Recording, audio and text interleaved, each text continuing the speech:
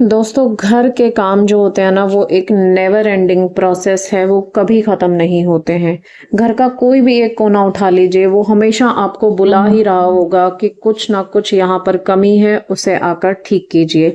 इसी तरीके से आज मैं ये जो कारपेट ग्रास है जो मैंने बाहर डाली हुई है अपने गार्डन में, इसको आज मैं वॉश करने के लिए आई थी, क्योंकि हफ्ते भर में तो इसको एक बार वॉश करना ही पड़ता है। और अभी फिलहाल ना आंधी चल रही है, 2-3 दिन से लगातार ऐसा हो रहा है। आई एम श्योर आप लोगों के यहाँ पर भी मौसम ऐसा ही हो रहा होगा, क्योंकि काफी जगहों पर जो है ना आंधी और बारिश इस समय पर हो रही है।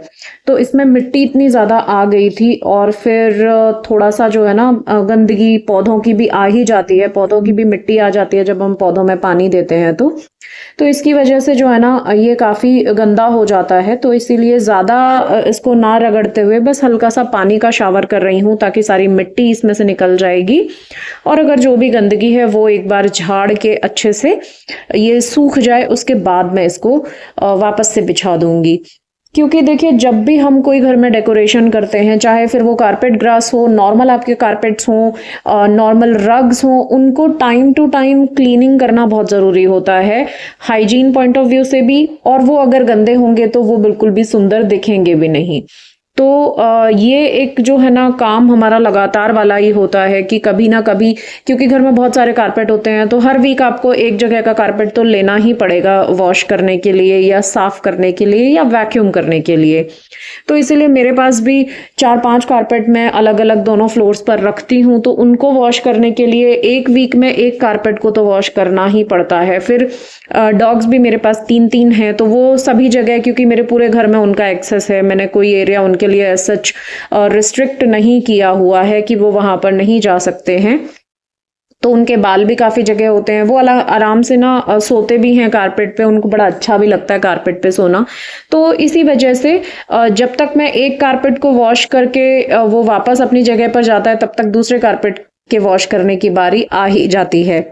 तो इसीलिए मैंने यहाँ पर देखिए इसको अच्छे से वॉश कर दिया है, और जैसे ही कारपेट वहां से हटा तो नीचे से भी अच्छे से सफाई धुल के हो गई है। क्योंकि कारपेट के नीचे भी काफी सारी ना गंदगी जमा हो ही जाती है, मिट्टी जमा हो जाती है, जगह जगह पर धब्बे पड़ जाते हैं मिट्टी के। तो मैंने उसको भी अच्छे से क्लीन कर दिया है। तो देखिए, आज संडे है, और संडे की शाम को मौसम देखिए कितना गंदा हो गया है। इस समय पर बहुत तेज आंधी चल रही है, बादल आ गए हैं, लग रहा है जैसे बारिश भी आएगी अब, क्योंकि काफी ठंडी हवा चल रही है। लग रहा है कि आसपास कहीं बारिश हो गई है। तो देखिए, पूरी सड़क भी कितनी गंदी हो गई है, सब जगह से गंदगी उड़ उड़ के आ रही है। तो काफी ज्यादा मौसम खराब हो गया है। देखिए, आंधी की वजह से क्या हालत हो गई है बालकनी की। ब्रूनो भी देखने आ रहा है कि क्या चल रहा है ये।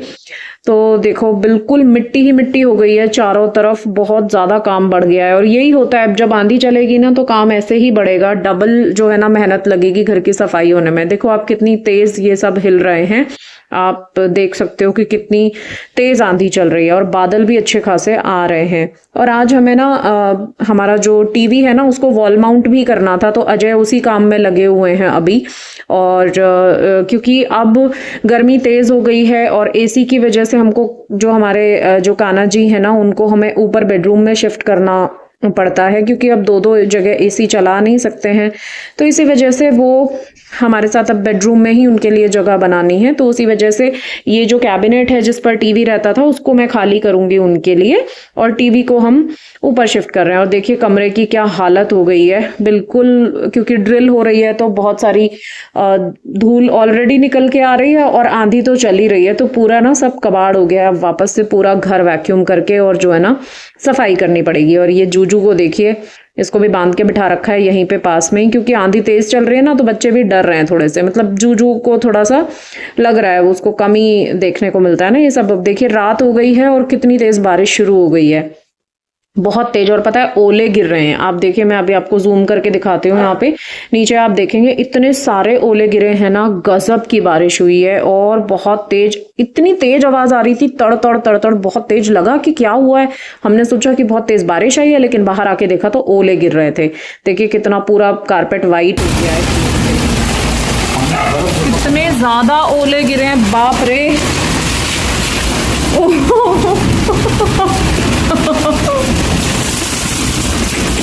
गजब ओले गिरे हैं यार। लाइट वाइट सब चली गई है।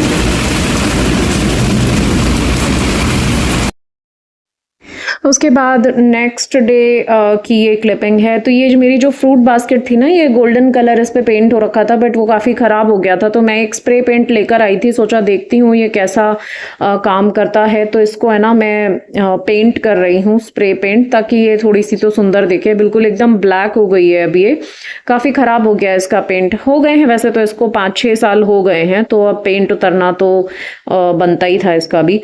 बहुत टाइम चल रही है अच्छे खासे तरीके से। तो देखिए मैं इसको स्प्रे पेंट कर रही हूँ। हालांकि ना ये स्प्रे पेंट जो है ना, ये थोड़ा सा कॉपर शेड पे आया, प्रॉपर गोल्डन नहीं था, जबकि लिखा हुआ था उस पे गोल्डन, बट ये गोल्डन है नहीं, थोड़ा सा ना कॉपर फिनिश है। बट ठीक है, छोटे मोटे DIY प्रोजेक्ट घर पे करने ही पड़ते हैं ताकि पुरानी चीज़ों को एक नया लुक दे सकें। तो आई होप आप लोगों को आज का वीडियो पसंद आया होगा। पसंद आए तो एक लाइक ज़रूर कीजिएगा, और अगर आप फर्स्ट टाइम विजिट कर रहे हैं तो चैनल को सब्सक्राइब भी ज़रूर कीजिएगा। मैं मिलती हूँ आपसे नए वीडियो में। Till then take care, bye bye, and मुझे कमेंट सेक्शन में अपनी राय ज़रूर भेजिएगा। Take care and bye bye.